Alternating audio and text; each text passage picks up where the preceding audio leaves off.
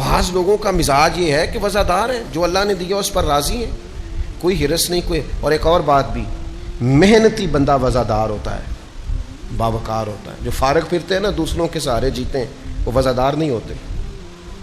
محنت کرنے والا، مشقت کرنے والا آدمی وہ باوقار ہوتا ہے. آپ یہ انداز دیکھیے نا، نبی کریم صلی اللہ تعالی علیہ وسلم ہمیشہ سادہ لباس پہنتے تھے، سادہ غذا کھاتے تھے، زمین پر بیٹھنا پسند کرتے تھے. معاف کرنا سرکار کا مبارک طریقہ تھا، لیکن وقار اتنا زیادہ تھا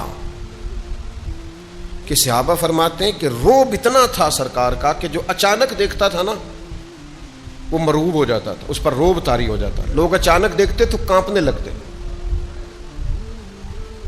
اور نبی پاک علیہ السلام فرماتے ہیں میرے رب نے میری روب کے ساتھ مدد کی ہے. فرمایا ابھی میں 1 مہینہ دور ہوتا ہوں تو میرا دشمن مجھ سے ڈر رہا ہوتا ہے. 1 مہینہ لگے گا دشمن تک پہنچنے میں، 1 مہینے کا سفر ہے ابھی، تو مہینہ پہلے میرا دشمن مجھ سے کانپ رہا ہوتا ہے. کیوں کہ میرے رب نے روب کے ساتھ میری مدد فرمائی. غیر اس طرح ڈرتے تھے، اور اپنوں کا حال یہ تھا، اپنے ادب کرتے تھے. ان کی کیفیت کیا تھی کہ صحابہ فرماتے ہیں ہم حضور کی بارگاہ میں یوں بیٹھتے تھے جیسے ہمارے سروں پہ پرندے بیٹھے. فرماتے تھے کہ پرندہ بیٹھا ایسے ذرا ہلے توڑ جائے گا. فرماتے ہیں سوائے سیدنا صدیق اکبر کے اور جناب عمر فاروق کے کسی کی جرت ہی نہیں ہوتی تھی نبی پاک سے کلام کر سکے.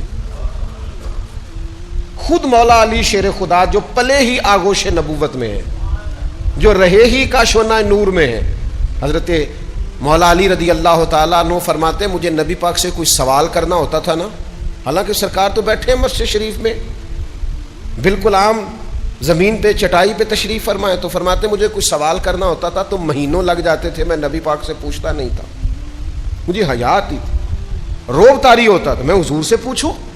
یہ سرکار کا روب دبدبا. اعلیٰ حضرت فرماتے ہیں تیرے آگے ہیں یوں دبے لچے فصحا عرب کے بڑے بڑے، کوئی جانے منہ میں زبان نہیں، اور نہیں بلکہ جسم میں جان نہیں، اور کروں تیرے ناموں پہ جان فدا. نہ بس 1 جان 2 جہاں فدا، میرا 2 جہاں سے بھی نہیں جی بھرا، میں کروں کیا کروڑوں جہاں نہیں.